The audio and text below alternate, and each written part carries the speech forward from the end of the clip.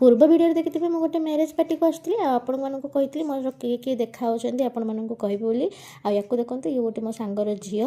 ତାପରେ ୟାଙ୍କୁ ଦେଖନ୍ତୁ ଇଏ ହେଉଛନ୍ତି ଆଉ ଗୋଟେ ମୋର ସାଙ୍ଗ ଯିଏ ପ୍ରଥମେ ଆସିକି ଖାଇ ଦେଇକି ବାହାରିଲେଣି ଯିବା ପାଇଁ। ମୁଁ ଆସିକି ପହଞ୍ଚିଲି ସିଏ ବାହାରିଛନ୍ତି ଯିବା ପାଇଁ। ତାପରେ ମୁଁ ଏଠି ଖାଇବା ଆରମ୍ଭ କରିଦେଇଥିଲି ଗୁପଚୁପ୍ରୁ। ଗୁପଚୁପ୍ ବହୁତ ହି ଟେଷ୍ଟି ହେଇଥିଲା। ମୁଁ କିଛି ଗୁପଚୁପ୍ ଖାଇନେଲି। ତାପରେ ଏଠି ମୋ ଝିଅ ଆଉ ମାମୁନି ଝୁମୁରି ଏମାନେ ସବୁ ସାଙ୍ଗ ହେଇକି ଗୁପଚୁପ୍ ଖାଉଥିଲେ।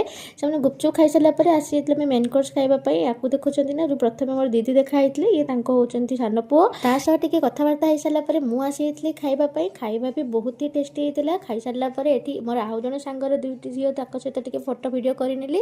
ତାପରେ ଆସିଯାଇଥିଲେ ଆମେ ବରଯାତ୍ରୀ ଦେଖିବା ପାଇଁ। କିଛି ସମୟ ପରେ ବରଯାତ୍ରୀ ବି ଆସିକି ପହଞ୍ଚି ଯାଇଥିଲା। ଯେହେତୁ ଝିଅ ବହୁତ ଦୂରରେ ମାନେ ହାଇଦ୍ରାବାଦରେ ବାହା ହେଉଛି ତ ତାକୁ ଆମେ ଆଉ ତା ବରକୁ ଦେଖିପାରିବା କି ନାହିଁ କେବେ, ସେଥିପାଇଁ ଖାଇସାରିକି ଆମେ ଅପେକ୍ଷା କରିଥିଲୁ ବରଯାତ୍ରୀ ଆସିବା ପର୍ଯ୍ୟନ୍ତ।